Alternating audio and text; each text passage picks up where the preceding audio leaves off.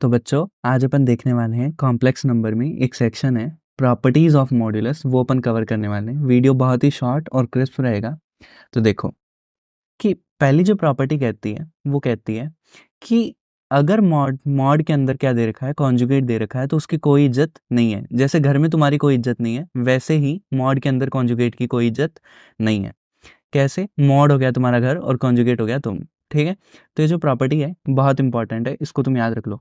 अब तुम बोलोगे सर मैं ऐसे कैसे मान लूँ? तो देखो यार, z क्या होता है तुम्हारा x प्लस आयोटा वाई। तो यहाँ से जब तुम z बार निकालोगे तो वो क्या होगा, x माइनस आयोटा वाई। तो मॉड z कितना हो जाएगा तुम्हारा, under root of x square plus y square. और यहाँ से जब अगर तुम मॉड z बार निकालोगे तो वो भी कितना हो जाएगा तुम्हारा, under root x square plus y square हो जाएगा।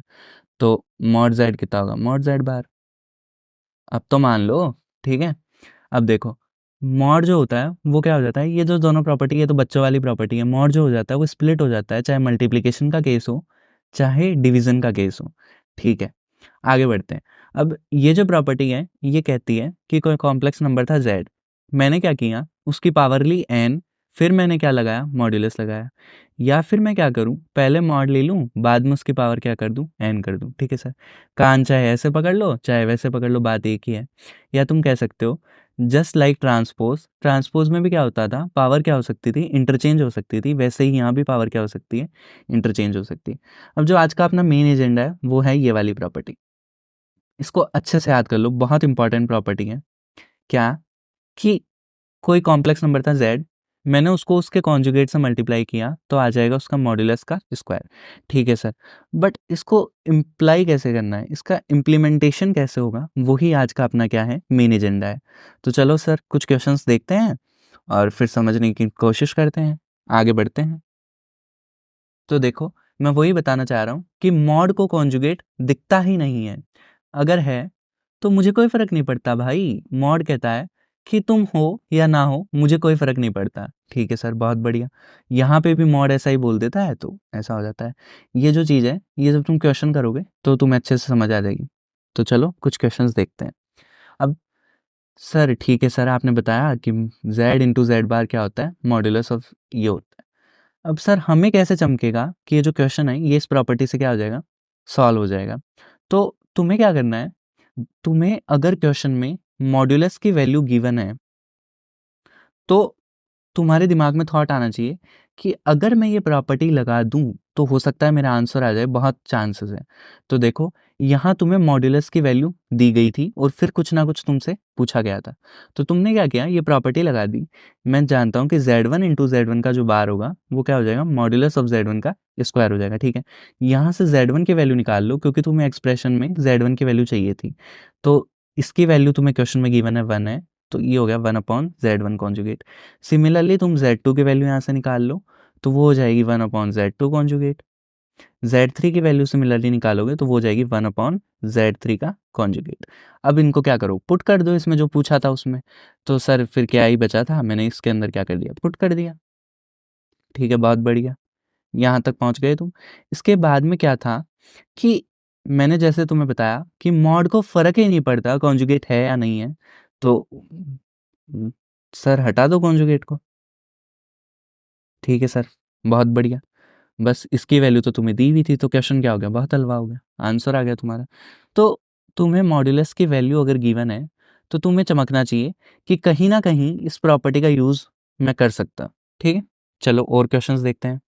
तो देखो इसमें भी क्या था कि कोई दो कॉम्प्लेक्स नंबर दे रखे थे, उनके मॉड्यूलस की वैल्यू तुम्हें दे रखी थी, फिर तुम्हें किसी अननोन है के, इसकी वैल्यू तुम्हें क्या करनी थी, फाइंड करनी थी।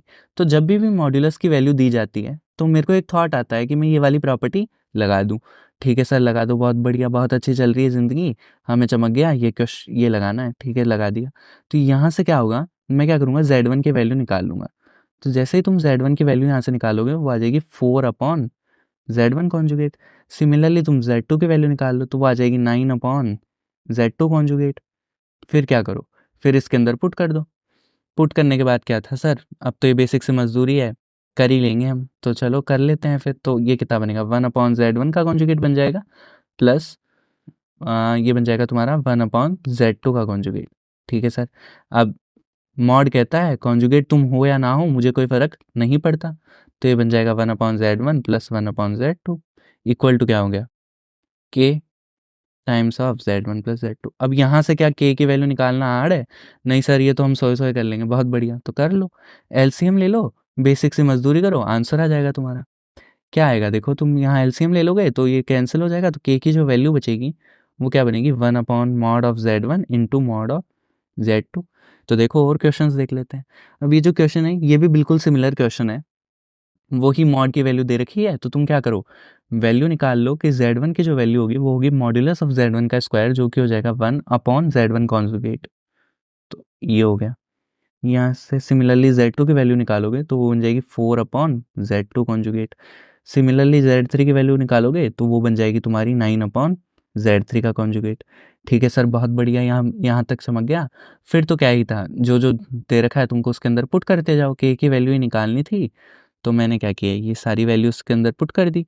तो जैसे ही तुम पुट कर दोगे ये बनेगा तुम्हारा 36/Z1 का कॉन्जुगेट, फिर ये बन जाएगा 9 है और 9 4 36/Z2 का कॉन्जुगेट, प्लस ये बन जाएगा 36/Z3 का कॉन्जुगेट। मैंने कुछ नहीं किया, Z1 Z2 Z3 की वैल्यू को पुट किया है। ठीक है,